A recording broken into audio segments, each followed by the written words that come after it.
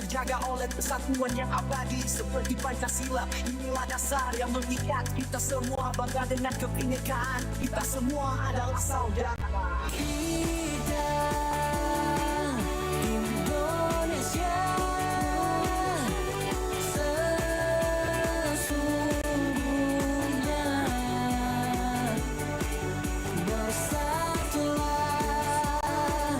Indonesia jadi juara. Kita Indonesia sesungguhnya.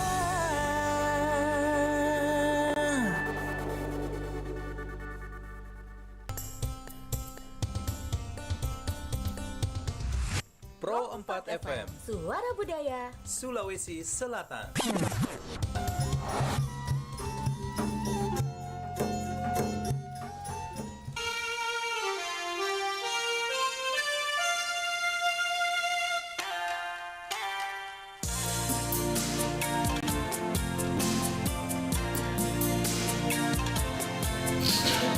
Iya.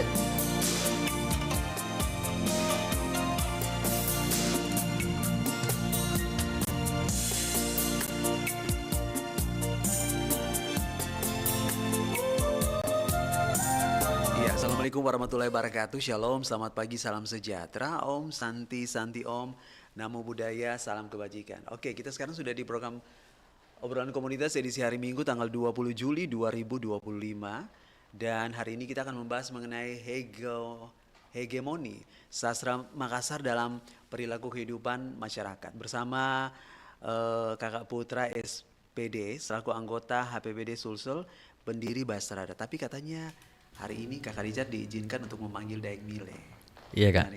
Oke, apa kabar, Kak? Alhamdulillah baik, Kak. Sehat-sehat, Ki. Dari mana ini? Baik, Kak Richard. Ah, Terlebih dahulu, alangkah baiknya kalau teman-teman yang ada di rumah kita bisa saling mengenal, walaupun kita tidak saling tatap muka langsung.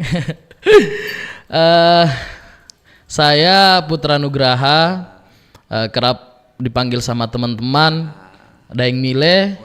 Iya. Asli orang Takalar.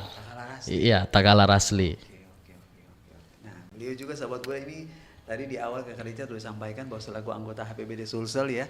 Iya, dan Kak. juga pendiri Basrada. Nah, oke, apa sebenarnya yang dimaksud dengan hegemoni masyarakat dalam perilaku kehidupan masyarakat kita sekarang ini? Daeng Mile melihatnya seperti apa? Ya, sebenarnya Kak Richard cukup menarik.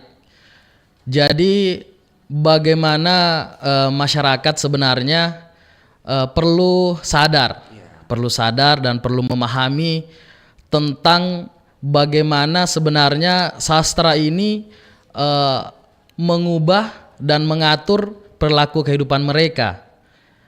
Ya. Biasanya kenapa perilaku kehidupan masyarakat saat ini khususnya di suku Makassar itu cenderung kepada bagaimana dia mengatur kehidupannya sesuai dengan aturan-aturan yang telah dibuat oleh leluhur mereka. Ya, begitu Kak Richard. Mengacu pada ini ya, pegangannya ada di situ. Iya. Oke. Nah, kemudian bagaimana pengaruh sastra Makassar baik lisan maupun tulisan terhadap cara pandang dan kebiasaan masyarakat di Kota Makassar sehari-hari? Ya, tentunya sangat besar Kak Richard. Sangat besar karena menurut saya sastra Makassar ini secara lisan khususnya karena persebaran sastra yang ada di Sulawesi Selatan khususnya di Makassar itu sebenarnya kurang secara tertulis, tetapi kebanyakan tutur ini itu secara turun-temurun disampaikan oleh penutur aslinya, begitu. Jadi segala aturan-aturan mulai dari kehidupan, mulai dari pertanian misalnya, mulai dari aturan-aturan adat, aturan-aturan yang ada di sekitar orang-orang Makassar itu sesuai dengan pegangan leluhur mereka. contohnya kenapa biasanya orang-orang Makassar itu selalu harga dirinya yang terdepan, karena pesan-pesan leluhur Siri Napace. Siri Napace. Padahal Siri Napace ketika kita maknai secara tulisan, kita dengar secara lisan, itu dua kata yang mungkin orang-orang luar pahami ini apa. Tetapi kita secara orang Makassar memaknai Siri Napace ini sebagai satu pegangan hidup. Satu pegangan hidup untuk bagaimana kita berkehidupan di Makassar. Ya, seperti itu Kak Richard. Berarti kembali lagi bahwa penghormatan terhadap leluhur Iya. itu diaplikasikan lewat kehidupan sehari-hari. Begitu Betul ya? Kak Richard. Nah, kemudian apakah ada perbedaan signifikan cara pandang generasi zaman sekarang dengan generasi tua terhadap sastra lisan bahkan tulisannya? Iya, tentu perbedaan itu sangat jauh Kak Richard. Jadi saya dan teman-teman selalu ada ketakutan sebenarnya Kak Richard. Iya, selalu ada ketakutan karena kita selalu dipenuhi dengan dogma-dogma ada kata Makassar itu basung, namanya kayak kita mendahului sesuatu. Ya, basung itu kita ceritanya kita takut terhadap pesan-pesan ini mengenai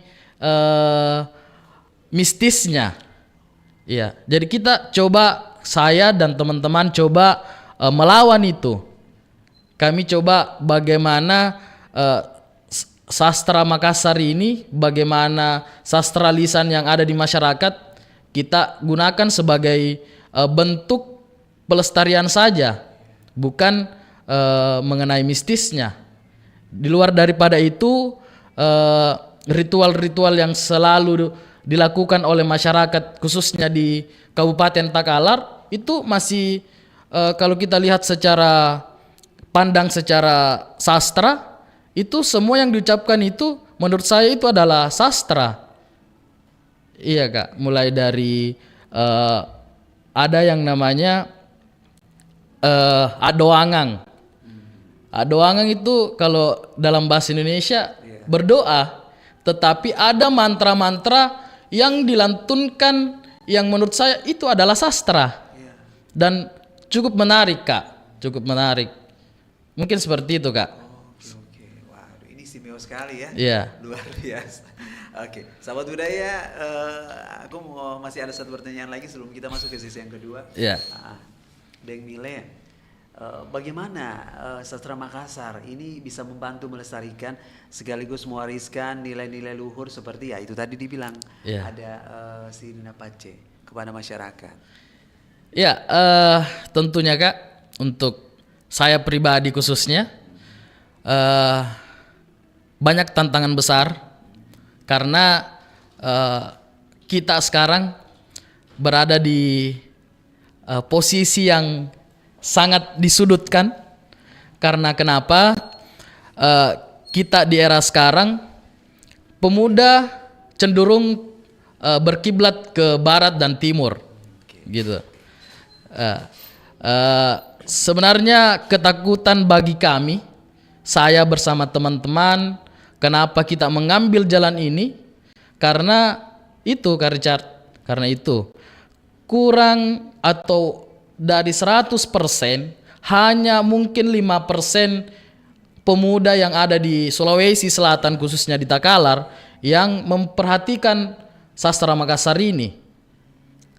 Padahal banyak sekali pesan-pesan, banyak sekali aturan-aturan yang mungkin bisa mengubah pola pikir, mulai dari pola pikir berkehidupan, berkepemimpinan di pemerintahan juga Kak Richard. Sebenarnya ketika pemerintah ini mendengar atau melihat atau membaca pesan-pesan leluhur tentang kepemimpinan, tentang pemerintahan, itu mungkin bisa sekarang tidak ada yang korupsi Kak Richard. Itu. Oke. Apalagi berbicara tentang Sirina Pace, Kak Richard. Cukup besar sekali tuh hegemoninya terhadap masyarakat. Iya. Kalau misalnya itu mau diterapkan ya. Iya. Kalau itu mau diterapkan dalam kehidupan masyarakat Iya. pasti itu tadi orang akan takut Iya. untuk melakukan sesuatu yang akhirnya bukan cuma untuk merugikan mereka tapi merugikan banyak orang termasuk negara. Iya, Kak. Oke. Kalau misalnya dalam diilustrasikan dalam lagu-lagu apa saja yang ada yang bisa menggambarkan itu?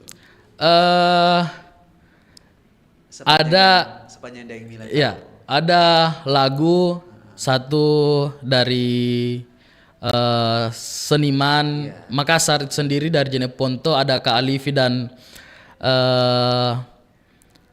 ada satu saya lupa, Kak Richard, itu tentang Rera Miada, Kak. Ceritanya tidak ada lagi aturan-aturan yang dipakai dalam berkehidupan di Makassar sekarang ini.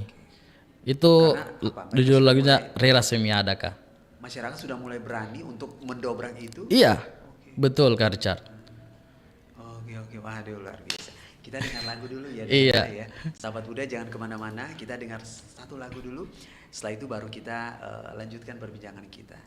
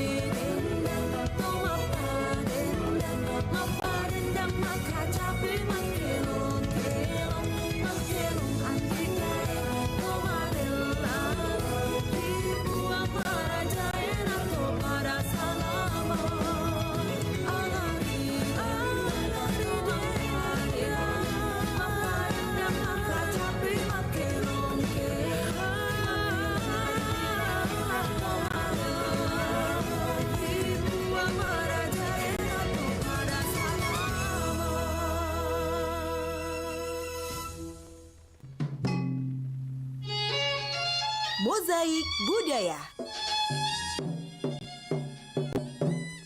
Suatu ketika seorang anak baru saja menyelesaikan sarjananya dan berkeinginan untuk menikah.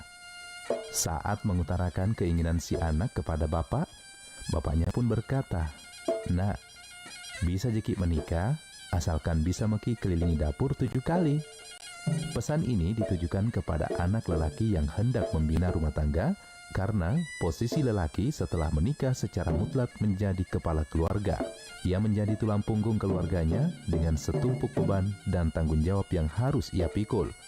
Mengelilingi dapur 7 kali, gambaran di mana seorang laki-laki harus mampu memberikan nafkah lahir dan batin kepada istrinya dan bertanggung jawab agar dapur keluarga tetap mengepul setiap harinya.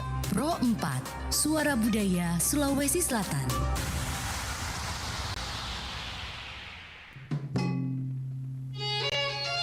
Mozaik Budaya.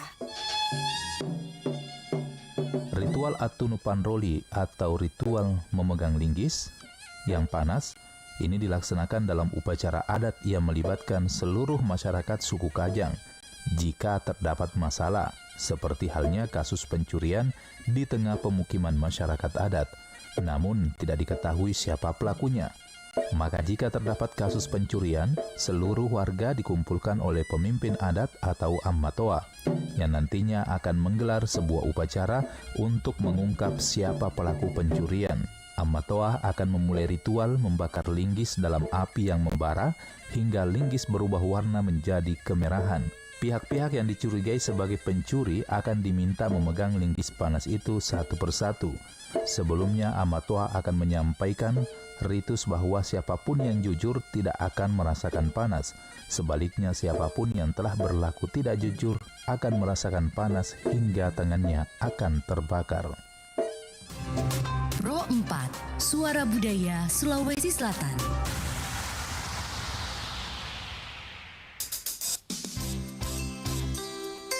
Anda masih mendengarkan Nusantara Pagi, Pro 4 RRI Makassar.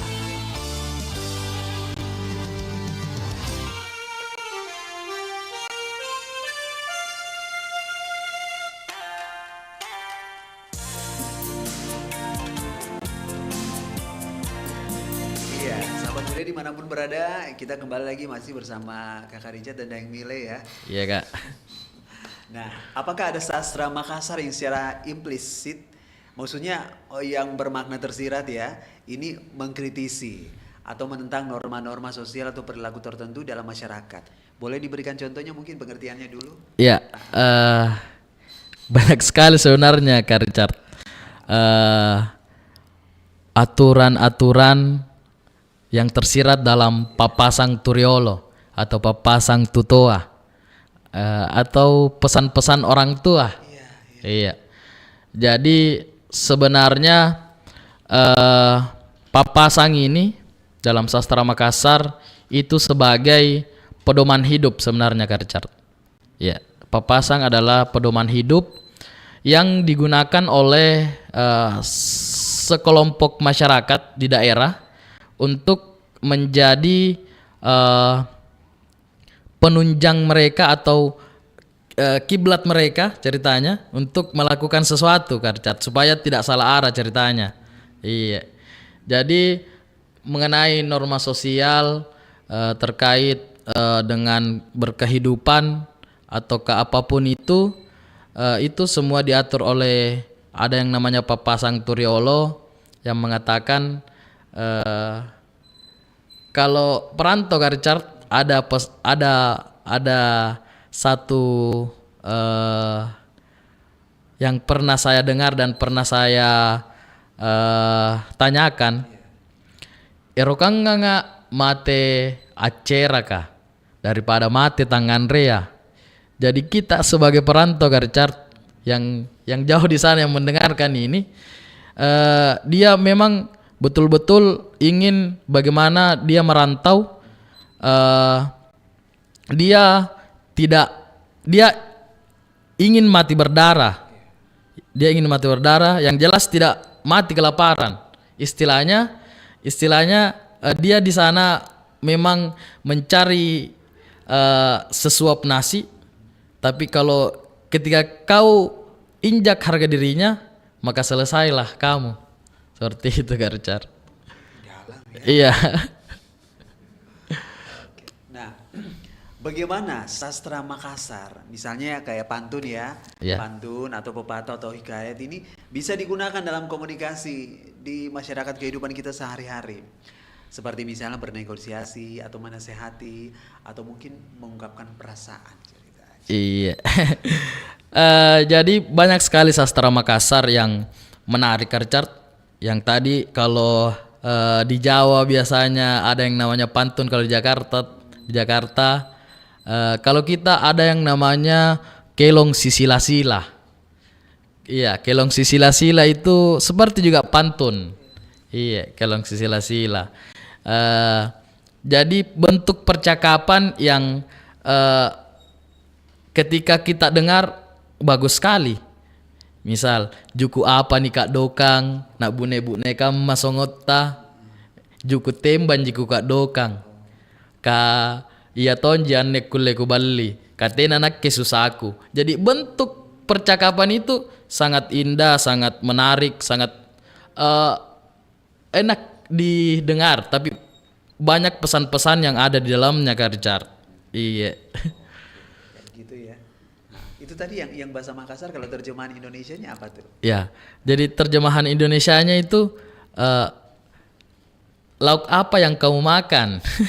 Ya, lauk apa yang kamu makan? Dijawab oleh yang satu ini.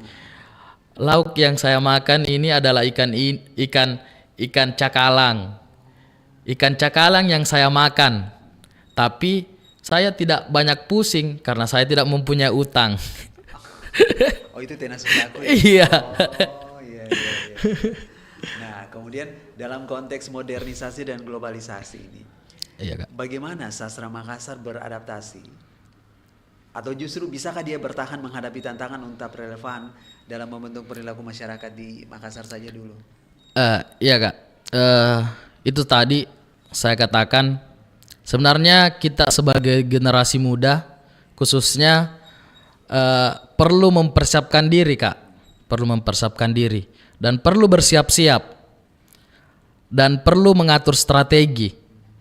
Langkah apa, bagaimana, bentuk seperti apa yang harus kita lakukan sebagai pemuda khususnya, karena saya tidak meragukan kaum-kaum tua Kak Richard.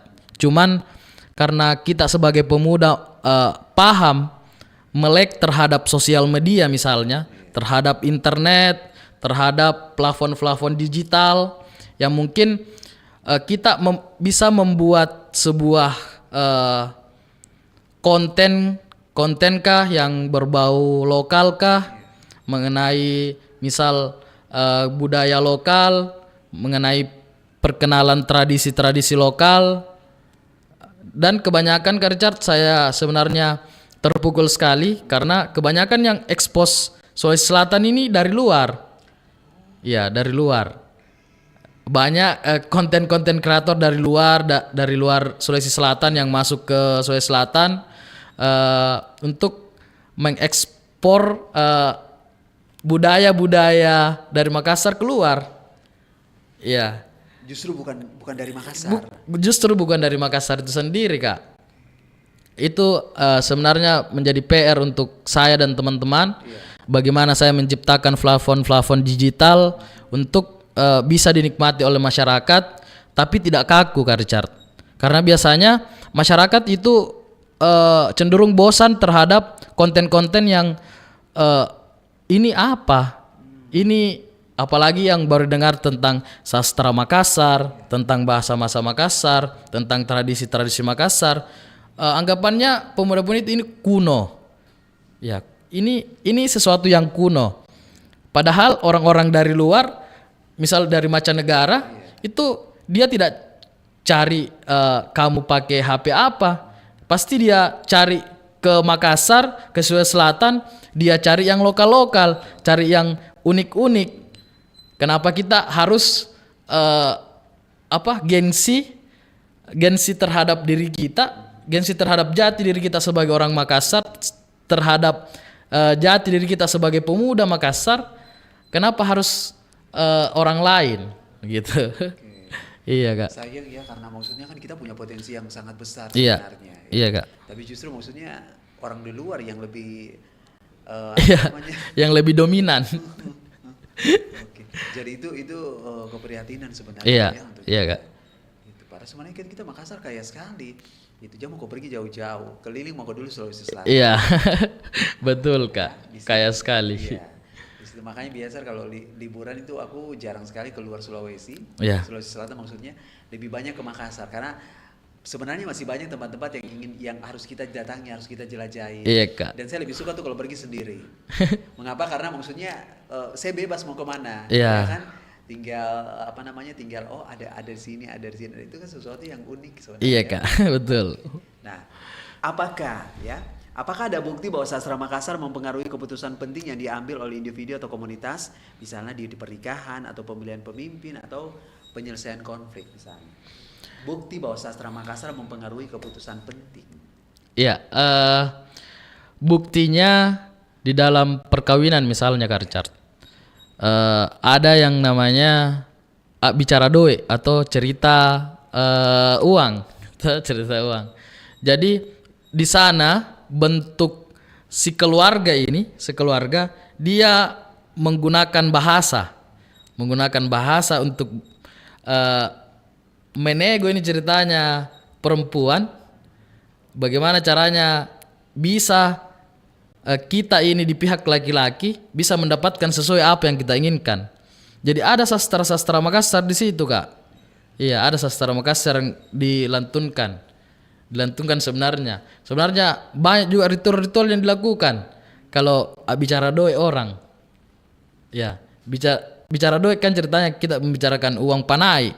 Kita tidak asing dengan uang panainya orang Makassar, toh kak. Jadi itu perannya. Keluarga-keluarga yang penting biasa saudaranya bapak, saudaranya ibu yang langsung turun tangan untuk bagaimana caranya apa yang menjadi keinginannya kita ini di pihak laki-laki bisa diambil juga oleh pihak perempuan. Begitu kak. Oke, sahabat budaya, kita dengar lagu dulu ya. Kita dengar lagu lagi. Jadi tetap bersama Richard Ferdinand di sini. Karena sekali lagi Makassar itu kan sesuatu yang sangat istimewa ya, dan sayang sekali kalau misalnya keistimewaan itu akhirnya dia harus hilang. Iya kak. Tanpa kita karena kalau misalnya menurut Daeng Mila sendiri, budaya itu dia akan hilang kalau misalnya masyarakat tidak lagi membutuhkannya. Betul kan seperti itu? Betul kak. Simple ya. Simple. Jawabannya sangat diplomatis sekali. Kita akan kembali saat lagi, jangan kemana-mana.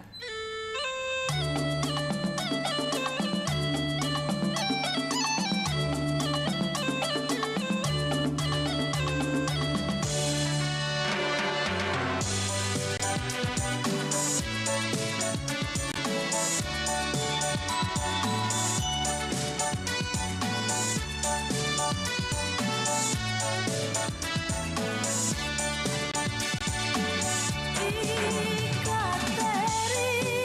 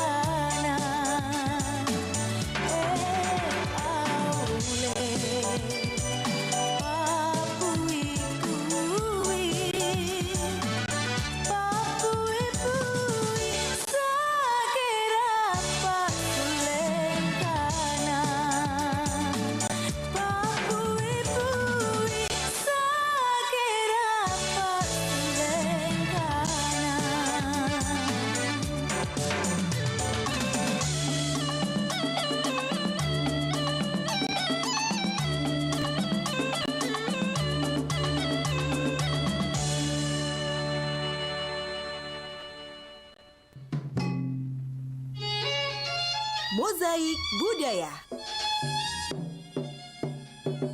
Rampana Kapa atau biasa disebut dengan Rambutuka merupakan pesta pernikahan adat Toraja. Dengan menggunakan pakaian adat khas adat Toraja, kedua mempelai menjalani tahapan demi tahapan yang ada. Setelah disahkan secara agama, kemudian kedua mempelai akan disahkan secara adat dengan suatu perjanjian di hadapan pemerintah adat dan seluruh keluarga yang hadir. Setelah melakukan ucap janji dengan ketua adat yang disebut dengan ada, maka keduanya akan menggelar pesta pernikahan untuk seluruh keluarga dan juga tamu yang hadir. Di Toraja sendiri, masyarakat masih mengenal sistem kasta, di mana sistem kasta tersebut juga berlaku dalam pesta pernikahan adat Toraja yang akan digelar. Namun disinilah uniknya pernikahan adat Toraja, di mana acara pesta pernikahan tersebut dibagi menjadi 3, di antaranya Bok-Bok Banang, Rampo Karoeng, dan Rampo Allo. Pro 4, Suara Budaya Sulawesi Selatan.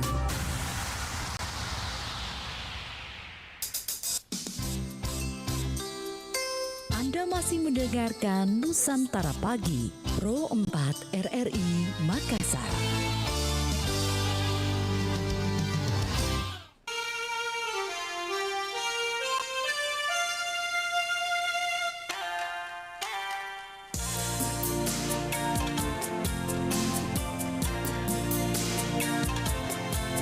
Sahabat budaya, kita lanjut lagi untuk menghadirkan kembali program Mozaik Budaya masih bersama Daeng Mile. Oke, kita lanjut lagi nih Daeng Tabe. Nah, Iya. Bagaimana kesenian tradisional seperti Pak Joge, kemudian Ganrang Bulo atau Sinrili ini seringkali melibatkan elemen sastra Makassar, bisa berkontribusi pada pembentukan perilaku masyarakat dengan yang tadi. Iya. Iya Kak. Biasanya para seniman, para budayawan memakai seperti Sinrili. Sinrili Pakeso-keso itu adalah media seni yang dipakai oleh seniman untuk berkomunikasi dengan masyarakat. Jadi banyak sekali seniman sekarang, apalagi senior kami di kampus itu namanya Alif Daeng Rate. Itu dari Bulukumba, pas Sinrili muda, dia membawa Sinrili ke mancanegara. Iya. Karena kebetulan Kak Arif ini dia juga jago bahasa Inggris Kak. Iya, dia juga tour guide di Bulukumba, di Kajang. Dia melakukan Sinrili atau keso-keso. Jadi kalau bedanya Sinrili Kak, Sinrili itu alatnya, kalau pakai keso-keso itu orangnya. Kalau pas Sinrili orangnya juga. Jadi ada juga teksnya yang berbentuk teks Sinrili. Jadi berbeda, banyak juga versinya Kak. Banyak versi. Versi yang pertama ada Sinrili Pakeso-keso, ada Sinrili Bosi Timurung, ada Sinrili tentang Kepala Talum Batua, Sinrili Imadi dan Rimakka, Sinrili Itolo dan Magasing. Ya, jadi banyak pesan-pesan sebenarnya. Apalagi kan ketika kita merujuk kepada sejarah, Sinrili ini adalah benang merah yang dipakai oleh pemerintahan atau pola komunikasi yang dipakai oleh pemerintahan atau raja-raja yang dulu untuk menceritakan bagaimana kondisi kerajaan pada saat itu. Iya. Begitu Kak. Nanti nyambung tadi yang kita ngobrol sebelum ini ya, sebelum live ya. Iya Kak. Apa saja tantangan terbesar yang dihadapi oleh sastra Makassar saat ini untuk mempertahankan hegemoninya atau pengaruh dalam kehidupan masyarakat bersentuhan dengan bahasa adat tadi? Iya. Jadi Kak, sebenarnya pemertahanan bahasa khususnya kepada sastra-sastra Makassar, kita harus tahu dan penentu kebijakan harus mengetahui itu Kak, ya, bahwa tidak hanya kita melihat dari atas, tapi penentu kebijakan harus turun ke lapangan untuk meng-cross check atau mencek langsung bagaimana kondisi bahasa, bagaimana kondisi sastra, bagaimana kondisi kesenian, tradisi, kebudayaan yang ada di daerah-daerah yang khususnya di Kabupaten Takalar secara umum dan secara khusus di Sulawesi Selatan, Kak Richard. Nah, terus kegelisahan dari Bastrada ini untuk melihat sastra kita ini seperti apa? Ya, kegelisahannya itu karena sekarang banyak sekali bahasa-bahasa yang mulai hilang. Ya, mulai hilang. Banyak sekali bahasa-bahasa yang mulai ceritanya pudar. Karena seperti itu, Kak Richard, tidak ada sudah meninggal penutur aslinya. Ya, sudah meninggal penutur aslinya. Lalu bentuk kekhawatiran yang lainnya adalah kita selalu membuat pola komunikasi yang selalu oke lah, kita berterima dengan bahasa Indonesia. Tetapi ketika kita berada di posisi yang urgent, bahasa kita ini ingin pudar. Coba selalu membentuk program-program yang berbau budaya yang melibatkan masyarakat secara khusus dan melibatkan semua orang, khususnya di dunia pendidikan, Kak Richard. Ya, saya bersama teman-teman, saya juga alhamdulillah sebagai guru honorer di SMP 2 Takalar. Walaupun ceritanya gaji saya tidak sebanding dengan apa yang saya lakukan, tapi itu adalah cita-cita saya bersama teman-teman, cita-cita saya bersama Bastrada untuk bagaimana budaya lokal, bagaimana sastra daerah, bagaimana bahasa Makassar ini berada pada posisi yang aman. Karena ketakutan itu, Kak Richard. Iya, apalagi saya tidak bagaimana, Kak Richard. Kebanyakan orang lebih paham dengan bahasa Bugis. Orang Makassar dibugis-bugiskan. Iya. Kebanyakan teman-teman saya yang ada di Makassar itu lebih paham bahasa Bugis. Kayak Purani Mandre, Macano, apa dan segala macam itu tidak ada sebenarnya ketertarikan secara khusus untuk belajar bahasa Makassar, Kak Richard. Iya. Padahal bahasa Makassar itu susah. Nah, kemudian kita lanjut lagi ya. Oke. Bagaimana peran pendidikan dan media sosial dalam memperkokoh ini? Aku bukan bilang memperkuat, tapi lebih memperkokoh. Iya. Kesannya lebih dalam ya. Iya. Sastra Makassar. Ya, khususnya untuk di media sosial, untuk yang menggunakan media sosial, saya mengajak kepada teman-teman yang menggunakan media sosial untuk meng-up atau mengeksplorasi apa yang ada di sekitar kalian, terus kalian upload di media sosial mengenai tentang budaya lokal kah, mengenai tentang bahasa ataukah sastra itu sendiri. Untuk di dunia pendidikan, Kak Richard, itu menjadi kegelisahan kami dari pendidikan bahasa dan sastra daerah Makassar, pendidikan bahasa daerah Bugis, itu kami selalu disulitkan oleh peluang-peluang kerjanya kami di dunia pendidikan. Iya, karena sudah berapa tahun dari 2012 kami pendidikan bahasa daerah itu terbentuk. Baru ada penerimaan PNS di tahun 2019 di pemerintahan gubernur yang lalu.